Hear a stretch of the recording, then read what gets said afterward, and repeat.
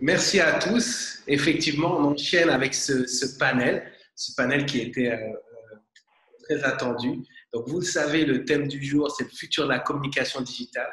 Et on ne pouvait pas parler de ce sujet sans parler de l'avenir des médias et du divertissement. Ça va être le thème de ce panel que je vais introduire de la sorte. Le monde de la production africaine crée et innove depuis des années avec les gros moteurs tels que Nollywood, par exemple. Et les derniers rapports révèlent que sur 4 milliards de dollars générés par ces industries, donc des médias et des divertissements, 3 milliards proviennent d'Internet et du digital. Donc, dans ce contexte, comment les producteurs africains se positionnent dans ce nouveau marché où on consomme via des plateformes de streaming, par exemple. Quelle place les artistes auront-ils face au comportement des consommateurs avec la croissance du nombre d'internautes, la diversification des services et des usages d'Internet, et donc la diversification des revenus? Nos panélistes nous diront quel business model pour ces acteurs de l'écosystème de la production dans des marchés qui ne sont pas souvent matures et où le producteur est souvent son propre agent. Donc, comment valoriser ces productions sur les réseaux sociaux? Donc, un programme assez riche. On est ensemble pour 30 minutes. Et je vais commencer par donner la parole, faire un petit tour de table pour que vous puissiez, chers amis, vous présenter en quelques mots. Donc, je vais commencer avec Diane Audrey Ngako, que je laisse se présenter. Merci, Kaï, et merci de me donner l'opportunité et de nous donner l'opportunité à nous tous de participer à cette nouvelle édition des Adicom Days que je suis depuis le début. Je m'appelle donc Diane Audrey Ngako, j'ai une agence de communication basée au Cameroun, à Douala, au Mankart, très connue pour un site que j'ai créé il y a quelques années, Visiter l'Afrique. Et à côté, on organise une foire d'art, Douala Art Fair, et un événement dédié aussi au digital, Douala Digital Show. Voilà. Et je crois qu'aujourd'hui, pour ne pas oublier, si je suis là, c'est en tant que fondatrice et créatrice d'un podcast qui s'appelle Si Maman m'avait dit. Et je suis très ravie, en tout cas, qu'on donne de plus en plus l'espace à ce type de plateforme, de médias très peu connus sur le continent. Exactement. J'allais le rajouter. C'est vrai que ça va vraiment nous intéresser que Diane Audrey nous partage son expérience de podcast qui cartonne sur les différentes plateformes. Nous avons aussi Claire avec nous, que je laisse se présenter. Enchantée et merci également pour l'invitation. Je suis ravie de participer à ce panel. Donc Claire Penel, je suis directrice générale adjointe d'Universal Music Africa. Donc Universal Music Group, bien connu pour être le leader de l'industrie du disque dans le monde, de la musique dans le monde, et donc implanté sur le continent africain via un bureau anglophone et un bureau francophone, et donc dont le siège social est à Abidjan et dont je suis donc la directrice générale adjointe. Et on est présent sur 2017, on a constitué la société en 2018 et depuis, que ce soit de production de contenu, donc bien évidemment signature d'artistes, constitution d'un catalogue panafricain d'artistes, mais également une activité d'édition phonographique, de production de concerts, et un pôle commercial qui fait tout un tas de partenariats avec les marques. Et voilà. Et donc, l'enjeu qui est en lien avec le sujet du jour, c'est bien évidemment qu'on est face à ce challenge de créer un business model autour de la production de nos contenus, la façon dont on va pouvoir les valoriser, utiliser aussi la plateforme de nos artistes dans le secteur du digital. Et donc voilà, c'est une réflexion de tous les jours, un challenge de tous les jours. Et voilà, je suis ravie de pouvoir échanger sur ce sujet qui me tient particulièrement à cœur. Super. Oui, nous aussi, c'est vrai que le lien entre influenceurs et artistes est super étroit. Et donc, on a hâte d'avoir du coup la team Universal pour faire ce partage d'expérience. Et je vais laisser se présenter Monsieur Invisible, Monsieur Cacao, mais pas que. Alex Ogou, tout simplement, réalisateur. Je le dis avant lui parce qu'il n'allait pas mettre ses travaux en avant. Donc, roi du storytelling. Alors, bonjour et merci vraiment pour l'invitation. J'espère que je pourrais en tout cas apporter mon point de vue, même si je ne suis pas vraiment totalement, on va dire, dans le digital à proprement parler. En tout cas, voilà, donc je suis Alex Ogou, réalisateur et producteur, d'entre autres Invisible et Cacao plus récemment. Et aussi donc producteur d'une société qui s'appelle Underscan. Et là, je viens de créer une nouvelle société, notre société en partenariat avec un grand groupe. On annoncera ça très bientôt lors d'un communiqué. Ouais. Mais tu peux aussi l'annoncer là. Hein, je pense que c'est une bonne plateforme. Je suis déjà au courant, mais je ne vais pas spoiler. Voilà. C'est un complot. On fera un communiqué très bientôt. Très bientôt, il y aura un communiqué. Ça marche. Alors, entrons dans le vif du sujet. On va tout de suite rentrer avec une conversation qui est souvent, qu'on entend souvent. C'est la différence qu'on observe avec l'Afrique anglophone, l'Afrique francophone. Bon, déjà, on sait l'Afrique, c'est grand. Il y a différents marchés. Quand on regarde les chiffres, on voit que le monde du divertissement, il explose en Afrique anglophone. On n'a pas retrouvé, nous, les chiffres concernant l'Afrique francophone. Donc, je pense que ce serait intéressant déjà d'avoir, dans vos différents domaines, d'avoir votre ressenti. Moi, je peux commencer. Donc, peut-être pour expliquer d'abord vraiment le business model classique sur le digital dans la musique. C'est donc, on produit des contenus et bien évidemment, on tente d'en retirer un revenu issu de l'exploitation de ces contenus. Donc, si je me cantonne à ce qui est l'exploitation digitale des contenus, on a des grands acteurs bien connus qui sont les plateformes de téléchargement, les plateformes de streaming audio. En revanche, les acteurs classiques de l'exploitation de contenu, que sont donc les plateformes de streaming et YouTube, on a deux écueils. Alors, on a d'abord le fait que les plateformes de streaming mondiales ne sont pas implantées sur nos territoires, ou très peu. Donc là, Apple Music a annoncé en grande pompe son implantation là dans le courant de l'année 2020, mais Spotify, qui est le leader mondial, n'est toujours pas implanté. Deezer est implanté, mais ne valorise pas tellement sa marque, ne s'adapte pas vraiment au marché local, que ce soit en termes d'offres tarifaires, que ce soit en termes de moyens de paiement. Pardon, tu avais une question? Juste, du coup, quand tu dis que Spotify n'est pas implanté, c'est en Afrique francophone ou Oui. mais présent en Afrique Justement. francophone, c'est ça? Justement. Comme le sujet, c'est l'Afrique francophone, effectivement, comme vous l'avez proposé dans la question, il y a lieu de distinguer complètement les deux zones. Parce qu'effectivement, l'Afrique anglophone a des plateformes de streaming qui sont lancées. Le plus souvent, il y a Boomplay qui est un gros acteur du monde francophone. Spotify est lancé au Nigeria, est lancé en Afrique du Sud. Dans la plupart des cas, sur les territoires anglophones, voilà, les gros acteurs du digital sont là. Je ne peux pas ne pas mentionner YouTube, qui est bien évidemment un des modes de consommation vraiment les plus répandus de la musique, qui est, alors là pour le coup, lancé partout, mais n'est absolument pas monétisé sur nos territoires, pour la plupart, à l'exception du Sénégal.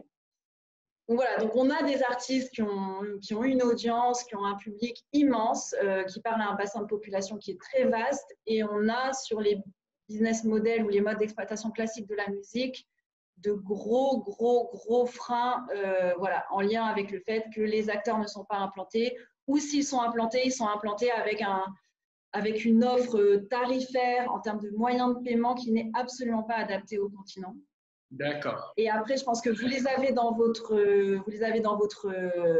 vos panels. Il y a des acteurs locaux, des plateformes de streaming locales qui sont lancées, dont Dido, qui participe au Adicom Days, qui, eux, se lancent avec une offre mais parfaitement sur mesure sur le continent africain. Voilà, une éditorialisation très axée sur les catalogues locaux, des moyens de paiement adaptés, etc., etc.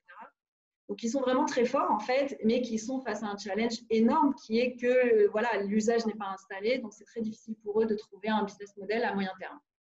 Okay. Donc, voilà un peu, moi, le fruit de ma réflexion, c'est ça.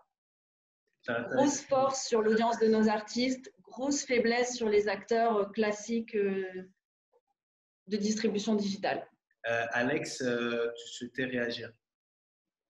Oui, non, en fait, je voulais juste, par rapport à ce que je voulais juste demander, en fait, À ton avis, c'est lié à quoi ça? Bon, enfin, moi, comme ça, de prime abord, je me dis, c'est peut-être par rapport à une question de taille de marché, parce que là, on parle de l'Afrique francophone qui doit représenter une centaine de millions de personnes, donc de marché, alors que si on compare toute l'Afrique francophone avec une centaine de millions de personnes, et juste par exemple l'exemple du Nigeria, un seul pays qui a plus de 215 millions d'habitants, on se dit déjà qu'en fait, voilà, on n'est pas sur la même, on n'est pas sur la même compétition. Donc au-delà même du nombre, là on est en train de parler en fait de grands groupes qui sont ultra majoritairement anglophones en fait. Donc déjà anglophone, je pense qu'il y a un problème culturel, oui, de départ. Voilà, il y a aussi des freins en business aussi, hein, c'est-à-dire que le taux de bancarisation, le fait que ce sont voilà, le streaming, c'est le modèle dominant, c'est un modèle d'abonnement. Ce type d'usage-là n'est pas du tout installé sur les territoires ou très peu. L'équipement, téléphone mobile, oui, mais les applis sont lourdes. Donc, ça passe par voilà, avoir une offre tarifaire adaptée, travailler avec les bons partenaires. On sait qu'en France, par exemple, le streaming a vraiment, vraiment décollé quand il y a eu le partenariat entre Deezer et Orange. Avant ça, ça n'était pas devenu un usage de masse. Donc, voilà, il y a tout ça qui rentre en compte. C'est vrai que le partenariat entre trois acteurs est forcément une piste. On a tendance à souvent vouloir opposer l'Afrique francophone au Nigeria, parce qu'on a de toute manière, on a conscience on a beaucoup moins d'habitants qu'un pays comme le Nigeria. Et comme Alex disait, si on lit le Ghana, le Nigeria ou l'Afrique du Sud, ils nous écrasent. Mais si on dit Afrique francophone, Afrique anglophone, il y a Afrique lusophone. En Angola, il y a une réelle et une vraie culture de l'entertainment et du divertissement.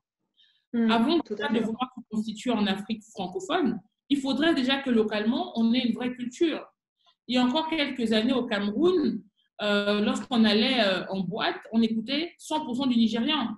Mais en 5 ans, j'ai vu comment aujourd'hui les Camerounais écoutent locaux, écoutent ténors, écoutent des artistes camerounais et réclament des artistes camerounais. Merci de citer des artistes universels. C'est un clin d'œil, Aude. Et donc, c'est parce qu'à un moment, localement, même, il y a eu une dynamique de vouloir dire il est important de consommer camerounais. Il est important d'accompagner nos artistes. Et parce qu'on a porté les musiciens, les acteurs, que les marques les ont pris en brand ambassadeur, qu'on a commencé à créer une culture de l'entertainment. Une fois que cette culture va être forte, qu'elle va être développée sur la musique, sur le cinéma, etc., on pourra aller voir la Côte d'Ivoire, qui structure aussi son marché, on pourra aller voir le Sénégal et on pourra créer maintenant des synergies entre pays pour créer peut-être un hub Afrique francophone. Mais il faut déjà que si une production se fait en Côte d'Ivoire, qu'elle puisse autant avoir d'impact au Cameroun. Mais pour qu'elle ait l'impact au Cameroun, il faut que le public soit prêt. Et on peut donner l'exemple du cacao. Au cacao, c'est une histoire purement ivoirienne. Quand on l'a présenté, il y a eu beaucoup de com qui a été fait sur Canal+ à lancer cette série en Côte d'Ivoire. Mais au Cameroun, il n'y a pas eu autant de com. Parce qu'on a considéré que les Camerounais ne comprennent pas ce qu'est le cacao. Mais ce sont des choses comme ça qui se préparent. Dès lors qu'on décide d'investir dans de la production pour un public cible, c'est-à-dire africain francophone, il faudrait que du Cameroun, du Sénégal, en Côte d'Ivoire ou au Congo, qu'on soit prêt à recevoir ça. Et ça demande de construire nos marchés et de les faire mûrir. Juste Alex. Oui, non, en fait. Alex, je vais te donner justement la parole sur ce point-là, mais je voudrais qu'on sorte un peu de cette comparaison. En fait, on a lancé là-dessus parce que très souvent, on recherche l'inspiration très loin, alors qu'on a des voisins, des pays voisins qui font déjà des choses pas mal. Moi, je voulais avoir ton avis, Alex, en tant que réalisateur. Tu rencontres ton public quand tu vas dans les festivals, dans les conférences, etc. À ton avis, aujourd'hui, le public, alors l'Afrique francophone, qu'est-ce qu'il veut en termes de médias et divertissement? Est-ce qu'il est satisfait avec ce qu'il a aujourd'hui, ou tu sens qu'il veut plus? Alors, honnêtement, moi, ce que j'entends souvent, et peut-être c'est aussi ça, enfin, c'est peut-être aussi ça qui marque le succès, en tout cas, des deux séries dont on a parlé, que j'ai faites. Ce qui revient souvent, c'est ça nous concerne. Voilà, ça nous concerne, on se reconnaît dedans. Donc, je crois que le public est à la recherche, évidemment, d'objets d'identification, de sujets d'identification. Mais pour moi, c'est un peu un piège. C'est un peu un piège, justement, qui rejoint un peu, pour compléter un peu ce que disait Diane plus tôt. C'est un peu un piège parce j'ai l'impression qu'on prend l'habitude de ne chercher que nos spécificités sans forcément penser à faire que nos spécificités puissent être partagées et faire en sorte qu'elles soient partagées, faire en sorte qu'elles soient aussi aimées que nous, on les aime, en fait. Et voilà, je crois qu'il y a un vrai problème de ce côté-là. Je ne sais pas si je ne vais pas dire que c'est la faute au public de vouloir évidemment chercher à s'identifier, mais je crois qu'on devrait plus accompagner les productions qui peuvent avoir un impact local parce qu'elles ont un sujet local, mais les accompagner dans une espèce d'universalisation déjà territoire par territoire, déjà par rapport à notre langue. Voilà, on est déjà sur un partage des langues et on se rend compte que, je veux dire, du Cameroun, Côte d'Ivoire, Togo, Sénégal, compagnie, on partage la même langue, mais très facilement, on ne se reconnaît pas. Très facilement, on ne se reconnaît pas parce que, par exemple, on traite d'un sujet qui s'appelle le cacao, donc on va dire, ça ne concerne pas les Sénégalais ou quoi. Alors que c'est idiot, en fait, c'est idiot. Et que j'ai l'impression que, par exemple, les anglophones ne fonctionnent pas comme ça. Ils ne sont pas sur une espèce de niche culturelle, en fait. Nous, il faut qu'on arrive à partir de nos spécificités culturelles et en faire des agrégats avec les autres pays francophones. C'est ça qu'on a du mal à faire. Et je crois que le public est à la recherche de ça. C'est à la recherche à la fois de ce qui me concerne dans le local, mais à la fois dans quelque chose que je peux partager avec mon voisin, dont on partage la même langue, dont on partage parfois la même culture, mais bon, tant que ce n'est pas estampillé du pays de l'un et de l'autre, c'est comme si ça ne nous concernait pas. Donc, c'est là où peut-être que les communicants, les communicants ou bien des tierces doivent chercher à créer une espèce de lien, de pont, qui n'est pas forcément qu'un lien, en guillemets, technique. Hein, ce n'est pas forcément d'avoir accès à tel contenu. Pour moi, c'est beaucoup plus profond que ça, qui est un lien j'ai employé un gros terme, si on veut, dans une discussion, du panafricanisme. Et d'ailleurs, je pense que la raison pour laquelle on a ce débat aujourd'hui, c'est parce que justement, nos talents ont un talent qui inspire les artistes et les monde entier. Donc, la matière, elle est là. Alors, continuons sur le public. Bien sûr, vous allez dire votre perception de l'attente du public, c'est ce que Alex a évoqué. Ça va être intéressant d'avoir l'avis aussi au niveau musique. Qu'est-ce que le public veut en tant qu'artiste, en tant aussi qu'outil pour consommer tout cela. Mais moi, j'aimerais savoir qu'est-ce qui vous a surpris ces temps-ci et ce à quoi vous prêtez attention particulièrement quand il s'agit du public africain. Donc, Diane André, par exemple, sur l'aspect podcast, est-ce que tu as été surprise du succès de ton podcast? D'abord, rappelle un peu qu'est-ce que tu proposes dans ce podcast et ensuite, comment est-ce que le public réagit au format podcast? J'ai un ami qui m'avait parlé de podcast parce qu'on en écoutait beaucoup, notamment à l'étranger, et je lui disais qu'en Afrique, ça ne fonctionnait pas. Et j'avais un peu observé à distance, et puis il y a quelques mois, en début d'année, j'ai décidé donc de lancer Si Maman m'avait dit, qui est un podcast où on invite des hommes et des femmes à répondre à une question. Qu'est-ce que tu aurais aimé que ta maman te dise? Alors nous, quand on a lancé le podcast au sein de l'agence, on s'est dit, si on a 200 écoutes, c'est top. Mais en fait, on se retrouve à avoir à peu près 7000 écoutes par épisode, ce qui est énorme, ce qui est incroyable. Tout simplement, je pense que ce que j'avais oublié, et ce qu'on oublie souvent, c'est que la radio est le média clé sur le continent. au fin fond d'un village, on a toujours un tonton qui a une radio.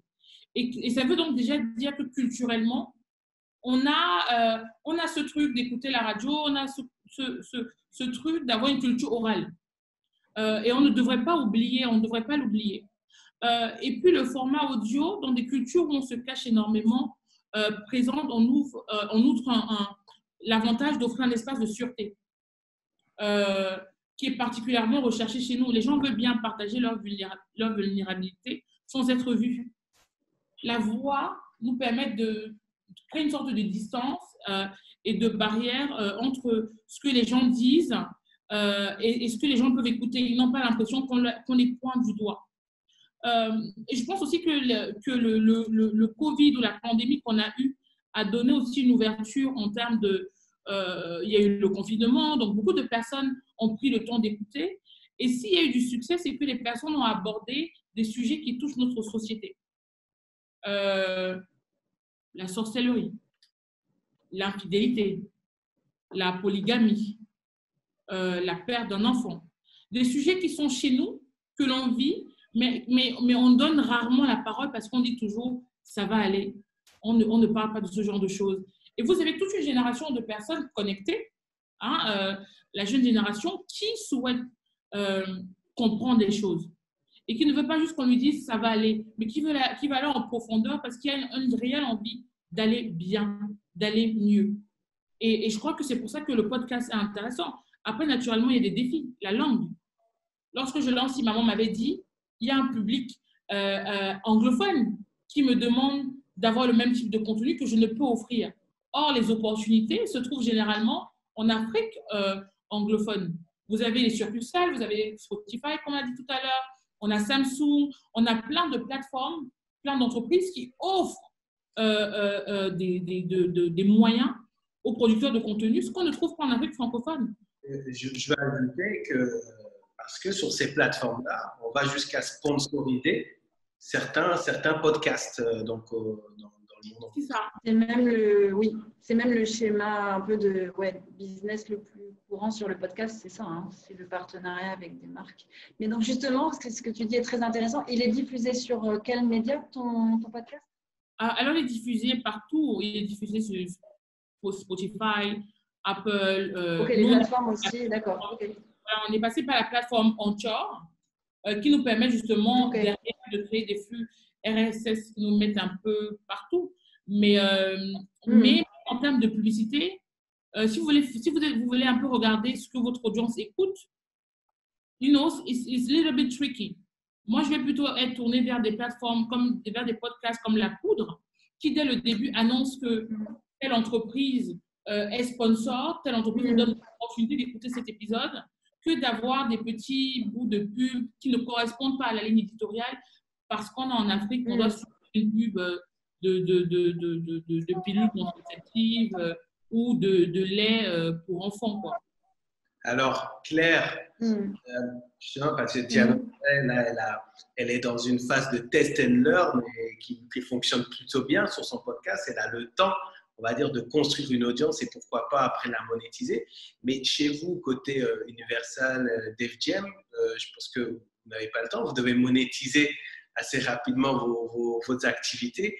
Donc, la question que j'ai pour toi, c'est qu'au vu des usages, de la façon de consommer le divertissement qu'ont les Africains, quels sont, alors tu en as évoqué tout à l'heure, mais en fait, quels sont vraiment les éléments sur lesquels vous portez votre intention aujourd'hui pour monétiser votre activité dans le milieu de la musique?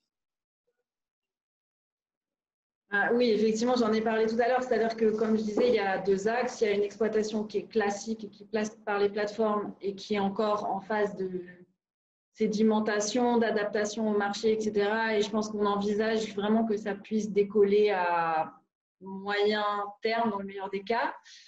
Mais comme tu dis, on n'a pas beaucoup de temps, nous, parce qu'on fait de gros investissements sur la production d'artistes et sur la constitution du catalogue. Donc, le schéma, on va dire, de rentabilisation à plus court terme, c'est ce qui va être tous les partenariats qu'on va pouvoir conclure avec des marques. Donc, ça va effectivement le plus simple du placement de produits au brand content, à vraiment des deals d'ambassadeurs, à des campagnes publicitaires, à voilà, ici aussi des concerts sponsorisés, des contenus exclusifs. Enfin, bon, donc, tout est imaginable, mais c'est vrai que ça fait vraiment quand même une bonne dizaine d'années, en tout cas de mon expérience, que l'industrie de la musique est positionnée sur ce segment-là. Après, en Afrique, ça prend encore plus de sens, que comme je le disais, il n'y a pas encore un marché d'exploitation des contenus qui est bien solide, bien en place, qui avait vraiment une appétence pour tout ce qui va être contenu innovant sur les réseaux, tout ce qui va être voilà, un petit peu sur mesure pour l'audience de l'artiste, etc. Donc nous, sur ce segment-là, pendant le Covid, on a inventé, testé plein de choses et je pense que ça nous servira pour la suite, pour voilà, continuer à développer ce segment. Ok, super. Et le podcast, d'ailleurs, est quelque chose auquel on avait pas mal réfléchi. Bon, moi, que j'adore en tant que consommatrice, donc du coup, je vais écouter votre podcast. Mais le podcast aussi, je pense, c'est un segment qu'on peut développer. Tout ce qui est storytelling autour d'un artiste, je sais pas, biopic, il y a plein d'idées à avoir sur du podcast autour des thèmes de la musique. On pourrait imaginer même une collaboration entre Universal Musée et Si Maman m'avait dit. Avec oui, mais là, le thème, moi, je le trouve génial, en tout cas. Après, c'est un thème plus sociétal, mais c'est vrai que… Ce qui parlerait de leur éducation, etc., ce serait passionnant. Maintenant que je connais la DGA d'Universal Music Africa, je pense que je vais faire un petit courrier pour que pour la saison 2, on ait quelques-uns des artistes et je dirais, s'il vous plaît, 2 points, je connais la DGA et je mettrai une capture d'écran de ce talk. Non, mais franchement, je pense que c'est une bonne idée. Nous, le podcast, ça nous intéresse beaucoup. Hein. Et surtout, réfléchi. vous avez un bureau à Douala. Tout à fait. Une équipe et un bureau à Douala, tout à fait. Du coup, je ferai les présentations. Alex, dis-moi, alors, dans cet univers-là, comment est-ce que toi, en tant que réalisateur, comment tu abordes les réseaux sociaux, puisque du coup, on y arrive, hein, c'est un peu le sujet des Adicom Days, le digital, les réseaux sociaux. Est-ce que, je ne sais pas, tu t'en sers comme inspiration quand tu dois écrire, quand tu dois réaliser? Est-ce que tu t'en sers pour aller lire des critiques? Est-ce que tu en sers pour… voilà. Quelle est l'utilité des réseaux sociaux pour un réalisateur de films? Alors, écoute, c'est une bonne question par rapport justement au domaine dans lequel je suis, je veux dire, dans l'audiovisuel, on va dire traditionnel. Hein, on va dire, ce que je fais passe à la télévision, donc voilà, on va dire on est dans la diffusion traditionnelle. Mais en fait, les réseaux sociaux sont vachement importants pour nous aujourd'hui pour un retour. Après, pour parler vraiment en termes de synergie entre le digital, entre les réseaux sociaux et la production plus traditionnelle comme je peux faire. Je ne suis pas forcément bien placé pour ça, mais je pense notamment à un producteur qui évolue assez bien là-dedans, qui maîtrise assez bien le sujet, c'est Marodi. Je ne sais pas si vous connaissez donc Marodi TV. Oui. Voilà, au Sénégal, il a vraiment créé un business model autour de ces séries qui sont diffusées sur YouTube, qu'il arrive à monétiser, tout ça. Donc, voilà. Donc, je trouve que c'est vraiment, lui, il est vraiment dans le vrai modèle, on va dire, de cette fusion. Alors, on va dire en termes de business, voilà, en tout cas, il y a un modèle qui existe, ça fonctionne, il crée des séries qui sont diffusées et monétisées sur YouTube. Mais après, pour un regard, on va dire, de traditionnaliste ou bien même d'un simple public qui va regarder ces œuvres, il y a beaucoup, évidemment, de publicité à l'intérieur. Voilà, il y a beaucoup de coupures publicitaires dans les films, dans les productions. Le public d'aujourd'hui, en tout cas, sait s'adapter à ça et consomme ça très bien, sans problème. Et ça me fait penser que en même temps, c'est pas quelque chose de nouveau, par exemple, aux États-Unis, qui ont une habitude de coupure publicitaire depuis très longtemps à travers quelque chose qu'on regarde, qui est très différent, en tout cas, de nous dans le monde francophone, où on n'avait pas tellement l'habitude qu'un film, qu'une série soit entrecoupée par plein de coupures publicitaires. Donc voilà, donc j'ai l'impression qu'en tout cas, on est en train d'arriver à ça et que le public n'a pas de problème, le public d'une manière générale n'a pas de problème à regarder une œuvre de manière saucissonnée. Donc, si c'est le cas, tant mieux, parce qu'au moins, ça permet effectivement aux producteurs de pouvoir, oui, de pouvoir s'en sortir tout en étant sur le digital. Alex rappelle un élément important, c'est qu'il y a toujours eu une évolution. C'est vrai qu'avant, on trouvait qu'on ne pouvait pas regarder un film avec la pub, mais pourtant on l'a fait. Après, on se disait que mettre de la publicité dans nos vidéos, ça allait dénaturer le truc, mais pourtant il y a un public qui l'accepte. Et donc l'idée, c'est vraiment ça, c'est de toujours en fait réussir à challenger son modèle. Et donc, plus qu'on a ouvert la porte, moi, je vais vous demander à chacun, justement, quel est votre… Quand on vous dit futur de la communication digitale, quels sont les éléments qui vous viennent vraiment en premier, Claire? Écoute, moi, je pense que d'une certaine façon, on a déjà un pied dans le futur de la communication digitale. C'est-à-dire que là, on est vraiment sur des contenus qui sont sur mesure. On est sur des artistes qui deviennent des médias, des plateformes qui parlent à un public qui est de plus en plus large. Donc après, moi, la question que je me pose davantage, c'est comment on ressort ça en possibilité de business pour les artistes, pour les contenus, pour les créateurs, et comment on exploite ce truc-là au maximum, tu vois.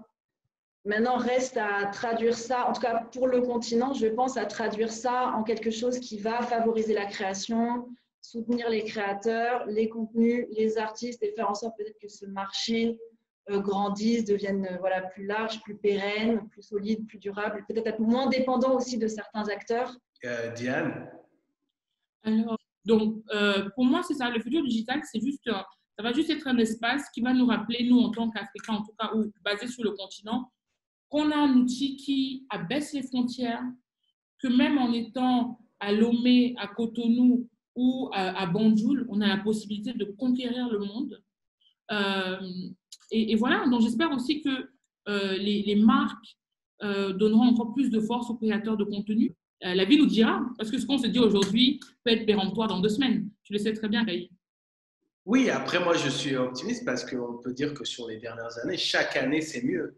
Donc, voilà, après, je pense que cette année, ce qui est vraiment particulier, c'est que nous tous avons testé des choses, les lives chez Universal, oui, les webinars, l'intensification des podcasts. Et voilà. Et dans ce contexte-là, on a même Cacao qui est sorti, qui a bien profité du fait qu'on était tous à la maison, n'est-ce pas, c'est Alex? Tout à fait. Et l'entreprise que je prends toujours en exemple, c'est Nando's. C'est une entreprise qui fait du poulet en Afrique du Sud. Mais lorsque vous allez à Londres ou aux États-Unis, tout le monde va chez Nando's. Et pour moi, c'est ça. C'est aujourd'hui quand Alex Obu, il peut nous sortir un film ou une série qu'on voit à BT, qu'on voit sur France 2, et pas rester toujours enclavé. Il faut que nous aussi, à un moment, on aille se challenger dans le monde. Donc, l'Afrique doit conquérir le monde. Et l'Afrique, il y a 60 ans, devait construire le continent, conquérir ses pays, établir ses pays. Mais nous, notre génération, on doit aller conquérir le monde. C'est ce que Ténor fait quand il fait des featuring, ou Toufan fait des featuring avec Louane en France. Et on se demande, mais qu'est-ce que c'est que ça? Voilà, il faut conquérir le monde et voilà. Je voudrais rebondir sur ce que… Merci encore de citer des artistes universels. Je voudrais rebondir sur ce que vient de dire Diane, parce qu'il y a une chose qui est effectivement très, très importante. C'est que j'ai l'impression que quand il s'agit des œuvres que nous, Africains, on fait, il y a une espèce d'exigence qu'on se pose nous-mêmes et une espèce d'exigence d'être ultra local, d'être ultra véridique dans une espèce d'identité. Il faut qu'on emmène à se dire qu'il peut regarder, il peut écouter, il peut regarder, il peut suivre des productions locales, mais qui n'ont pas forcément une étiquette locale. Et je crois que c'est un peu ça le challenge qu'on devrait avoir, avec notamment les possibilités que nous permettent le digital pour nous, Africains, d'être plus universels et moins local. Moi, ce que j'aime beaucoup dans ce panel, c'est vrai qu'on a commencé en détaillant peut-être les manques qu'on avait par rapport à l'Afrique anglophone sur nos marchés, mais on finit en disant qu'il faut conquérir le monde. Donc, ça fait preuve d'une ambition forte. Et voilà, moi j'ai envie de conclure là-dessus en vous remerciant, Père, Diane, Alex. Et vraiment, merci pour votre temps. Merci pour tous ceux qui nous regardent. Et j'espère que très bientôt, on se retrouvera pour faire la photo ensemble de ce panel. Avec plaisir. Avec plaisir. Merci. Salut.